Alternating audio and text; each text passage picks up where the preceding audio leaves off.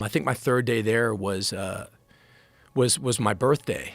And, again, just I lived in a place called PowerfulJRE, which is Gorky Park. It's kind of a pretty rough, sort of shitty area in Moscow. And I had a translator.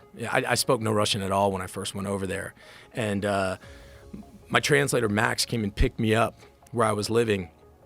And he took me to the Moscow Art Theater, which is on Tverskaya, right across the street from Red Square. It's a few subway stops in a couple different directions to get there. And once we got there, the one thing that they tell you that's absolutely essential at all times is you always have to have your papers back then. At that point, the mayor ran the mafia, the mayor's police. They didn't really have a salary. They made their money by what they could sort of shake people down for.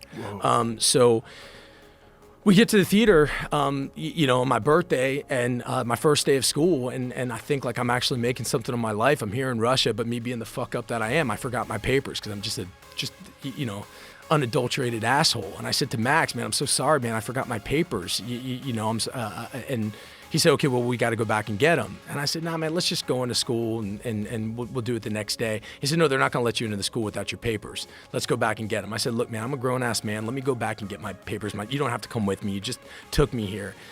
So I convinced him to let me go by myself. And then again, me being the asshole that I am, and everything's in Cyrillic, I couldn't read anything. I got completely fucking lost. And I just had no idea where I was. I'm 3 days in Russia.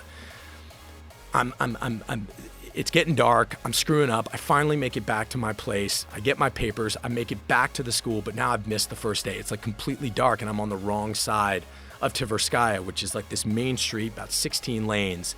And I gotta get to the other side to get to school. And I just start kind of like Frogger. I'm like dodging cars like a total asshole. And like I can't get to the other side. As soon as I get to the other side, boom, AK-47s in my face. Russian police are right there. They get me for crossing. You're supposed to cross below. I didn't know that. They're yelling at me in Russian. I give them, 20 rubles. They let me go. And I'm just such an asshole. It's my birthday. I've missed my first day. I don't know what the fuck I'm doing. And so I do what any good American would do. I go and treat myself to a meal at McDonald's, right? So I go and I get myself some McDonald's. Happy birthday to me. You're a fuck up, right? Then I'm going back that night and I'm back in PowerfulJRE and I'm walking down this street. I'm all by myself. It's pitch black out. It's cold as fuck.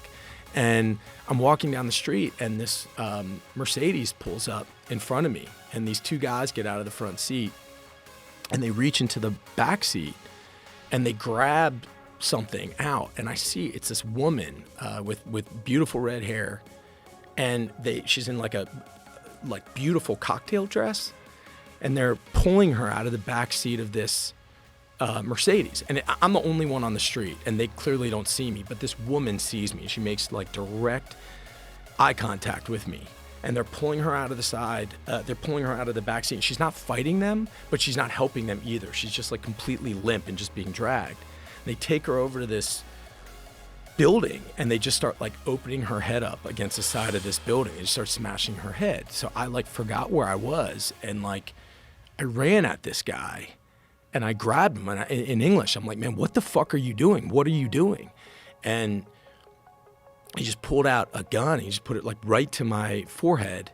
And he said in English, he's like, go away, like that. And Joe, I knew like in an instant, man, I knew in an instant that like it was like I was a bug. Like that was a different, I'd seen guns before, I'd seen stuff before. I just knew that this was a completely different level. And so, I walked away listening to what they were doing. And it was like day 3. So that's on the brutality side of it. But I think conversely on the beauty side of it, there was just, it was a culture that I found like completely free of pretension. If you have a conversation with somebody, you really have a conversation. You look you in the eye and there's no, hey, how you doing? Hey, I'm doing great. There's no bullshit. It wouldn't be strange or weird to have somebody break down in tears in your first meeting and talking to them. And not because they're sort of like emotionally fragile or weak, but because they're just so honest and in the moment. I saw this unbelievable national appreciation for the arts. I saw people who, you go on the subways and people weren't reading, Us Weekly. They were reading Bulgakov and Tolstoy. It's an unbelievably literate society. Yeah, I don't know, man. I'm so grateful for my time there, and it really, Alma and that place really saved my life.